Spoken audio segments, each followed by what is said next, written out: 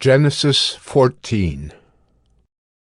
In the days of Amraphel, king of Shinar, Arioch, king of Elasar, Chedorlaomer, king of Elam, and Tidal, king of Goyim.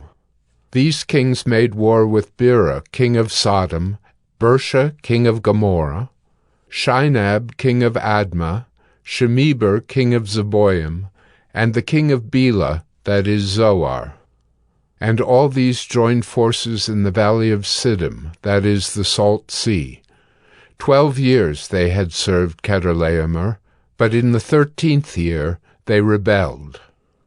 In the 14th year Chedorlaomer and the kings who were with him came and defeated the Rephaim in Ashtaroth-Karnaim, the Zuzim in Ham, the Emim in Sheva Kiriathaim, and the Horites in their hill country of Seir as far as El-Paran on the border of the wilderness.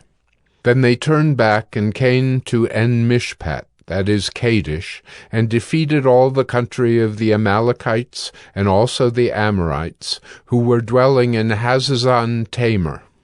Then the king of Sodom, the king of Gomorrah, the king of Admah, the king of Zeboim, and the king of Bela, that is Zoar, went out, and they joined battle in the valley of Siddim with Chedorlaomer, king of Elam, Tidal, king of Goyim, Amraphel, king of Shinar, and Arioch, king of Elasar, 4 kings against 5.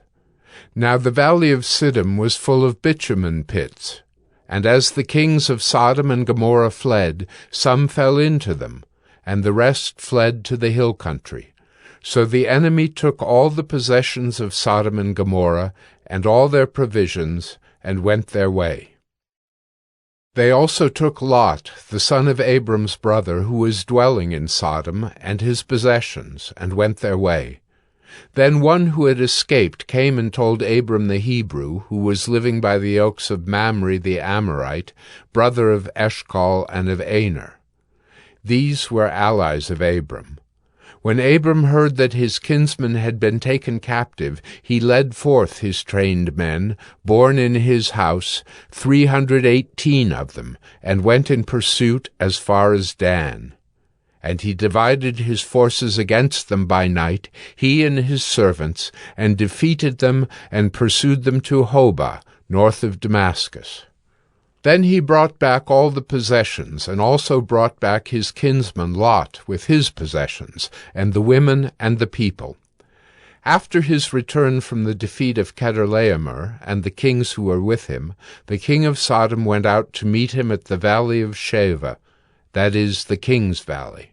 And Melchizedek, king of Salem, brought out bread and wine. He was priest of God Most High, and he blessed him, and said, Blessed be Abram by God Most High, possessor of heaven and earth.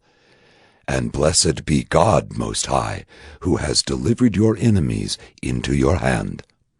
And Abram gave him 1/10 of everything.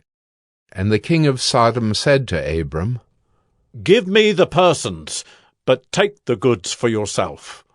But Abram said to the king of Sodom, I have lifted my hand to the Lord God Most High, possessor of heaven and earth, that I would not take a thread or a sandal strap or anything that is yours, lest you should say, I have made Abram rich. I will take nothing but what the young men have eaten, and the share of the men who went with me. Let Aner, Eshcol, and Mamre take their share.